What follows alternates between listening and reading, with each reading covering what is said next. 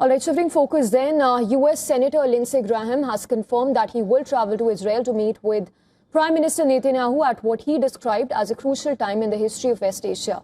In a post on social media platform, Graham said that the goal is to build on the historic opportunities created by Trump's leadership to stand up to evil and to support the people who he said were sacrificing for freedom. In an apparent reference to protesters, that is, across Iran. Until Wednesday, the United States was threatening military action against Iran should it carry out the death penalty against people arrested over the protests. Commenting on the same in a separate post, Graham said that President's resolve was not the question, but if such an operation is conducted, should it be bigger or smaller? A senior UN official has warned that threats of military action against Iran, like those made by US, increased volatility in the protest-torn country. Also, the US-based rights group says that the death toll from the violent crackdown on protesters has now surpassed 2,600 mark. Washington's envoy to the UN renewed threats on Thursday. He said that all options were still very much on the table. Colleagues, let me be clear. President Trump is a man of action, not endless talk like we see at the United Nations. He has made it clear all options are on the table to stop the slaughter. And no one should know that better than the leadership of the Iranian regime. Iran's representative at the meet accused Washington of exploitation of peaceful protests for political purposes. Listen into what he had to say.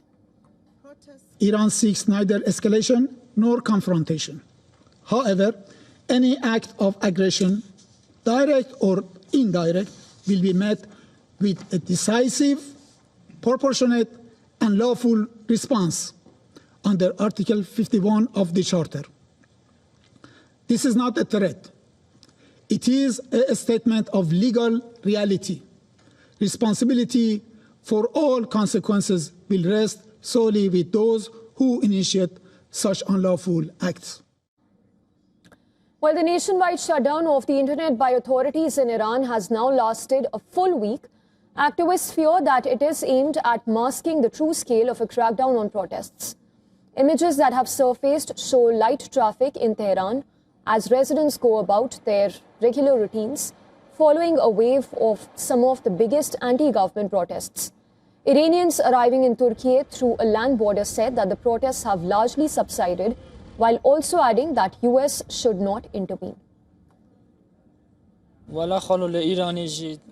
There is chaos in Iran. There is war in Iran. It has stopped now, but it is unclear what will happen. US President Donald Trump said he would intervene in Iran, but he can't. Also, we don't have internet. We are not informed. We cannot learn what is happening inside. He, Trump, cannot do anything. When we are united in Muslim countries, they cannot do anything. There is nothing going on anyway. There was turmoil for a few days, but everything has ended.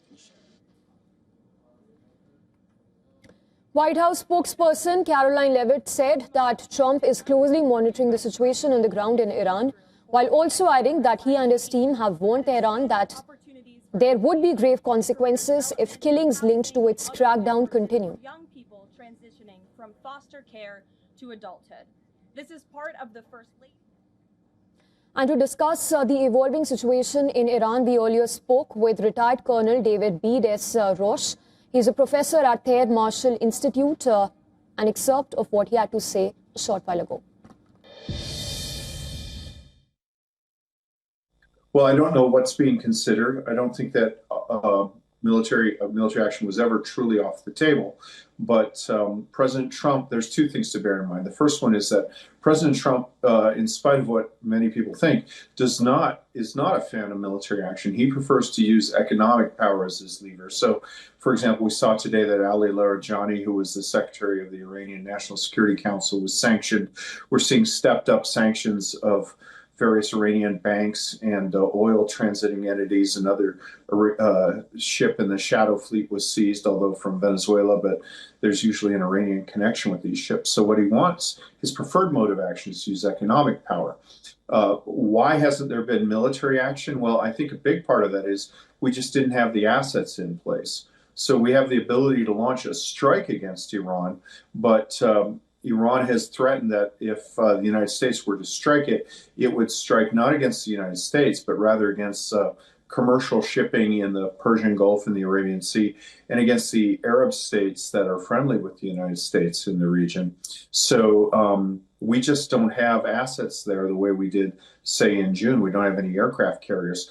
Right now, the USS Abraham Lincoln is sailing from the South China Sea reportedly towards the Arabian Sea.